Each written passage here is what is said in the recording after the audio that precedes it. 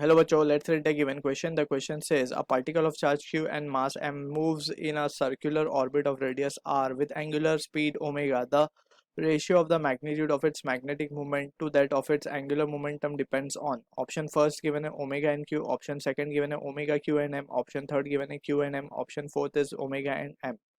So in this question we need to understand few important points. ठीक. So यहाँ पे first of all we must have an idea of what is magnetic moment. ठीक है. So यहाँ पे जो भी टर्म्स मेंशन है we will be understanding those term and we will try to develop a relation between this term. ठीक है. So magnetic moment की अगर हम बात करें so by definition it can be written as m bar equals to I a bar. ठीक है. Let's suppose we have a loop which is carrying a current I.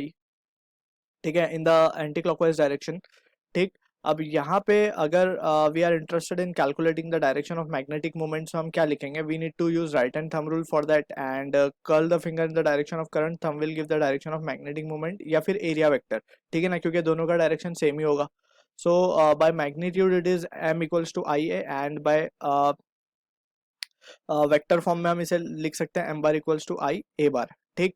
So this is about the magnetic moment. अब हम बात कर लेते हैं angular momentum की. Angular momentum it is denoted with letter R, letter L, and it is in vector form. It can be written as the product of radius vector cross linear momentum. ठीक है ना, R cross P. और in terms of magnitude हम इसे क्या लिख पाएंगे? RP sin थीटा, राइट. ठीक है ना, क्योंकि क्रॉस प्रोडक्ट है. So this is how we write about the angular momentum. ठीक. अब यहाँ से we need to also understand के रेडियस वेक्टर का हम डायरेक्शन किस तरफ लेंगे. Let's suppose we have a particle that is rotating in the anti clockwise direction. ठीक. सो यहाँ पे फ्रॉम द सेंटर जो वेक्टर हम शो करेंगे to represent this particle that will be nothing but that is the direction of radius vector. ठीक है. और अगर पार्टिकल इस डायरेक्शन में एंटी क्लॉकवाइज घूम रहा है so this will be the direction of P bar. That is जिस डायरेक्शन में वेलोसिटी होगी उसी डायरेक्शन में कौन होगा? मोमेंटम भी होगा.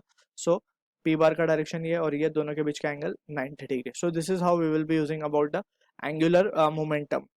और rest of the thing we know. Angular speed हमें पता है एंगुलर स्पीड क्या होती है. With it is the angular displacement with respect to time. So these are the basic thing we need to be clear with. अब यहाँ से ही we can begin our discussion. So हमें given है कि एक charge q है जो कि positive हमें given है यहाँ पे and mass m है, उसका moves in a circular orbit of radius r. So हम मान लेते हैं कि this is the circular orbit of radius r. इसमें ये जो charge है q it is moving in the clockwise direction हम ले लेते हैं. ठीक. सो यहाँ से अगर हम केयरफुली एनालाइज करें इस चीज को, सो this will be the direction of current only. ठीक है ना, करंट का डायरेक्शन भी यही होगा I. क्लियर. अब यहाँ से वी कैन से करंट को बेसिकली हम डिफाइन कैसे करते हैं? It is dq by dt. और हम कहें तो we can say total number of charges passing in unit time upon the total time. ठीक है ना. सो लेट्स सपोज एक गिवन क्रॉस सेक्शन से Q amount of charges passing. So हम इसे क्या लिख देंगे? और एक चार्ज को वापस से उसी क्रॉस सेक्शन पे आने के लिए कितना टाइम लग जाएगा? Capital T time. यानी कि वन फॉर लेट सपोज ये क्रॉस सेक्शन हमने माना, यहाँ से एक चार्ज गया यहाँ पे और अगेन इसको वापस से घुसने में इसमें कितना टाइम लगेगा? That will be the time period. So I will be Q by T over here. ठीक है. अगर हम बात करें टाइम पीरियड की, टाइम पीरियड क्या होगा? Basically time period will be nothing but distance जो कि होगा 2 पाई आर के बराबर. That is the circumference upon speed v. ठीक है. सो अगर ये एक्सप्रेशन को हम यहाँ पे सब्सटीट्यूट करते हैं इन द अबव एक्सप्रेशन, सो हमारे पास ये जो चीज़ आ जाएगी या क्या आ जाएगी? It can be written as 2 pi, sorry यहाँ पे हम लिख पाएंगे q v upon 2 pi r. Clear है ये? ठीक. अब यहाँ पे हमें मिल चुका है वैल्यू ऑफ I. ठीक है ना. अगर हम बात करें हमें मैग्नेटिक मूवमेंट निकालना है. Magnetic movement that is m बार. हमने जैसे देखा है it is I dot a बार. ठीक है. इन टर्म्स ऑफ मैग्नीट्यूड अगर हम इसे लिखें so just we will write it as I a. ठीक. और I तो हमें मिल चुका है. I क्या मिला है हमें? Q v upon 2 pi r into area of loop will be what? Pi r square, जिसमें वो करंट फ्लो हो रहा है, that is pi r square. So this expression turns out to be q v r upon 2. ठीक है ना. So this is what the expression we will be getting.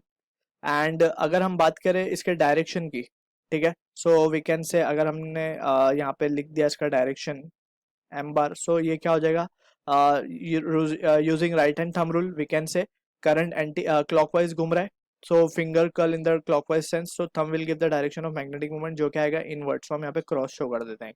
ठीक है, so this is about the magnetic sorry magnetic movement या।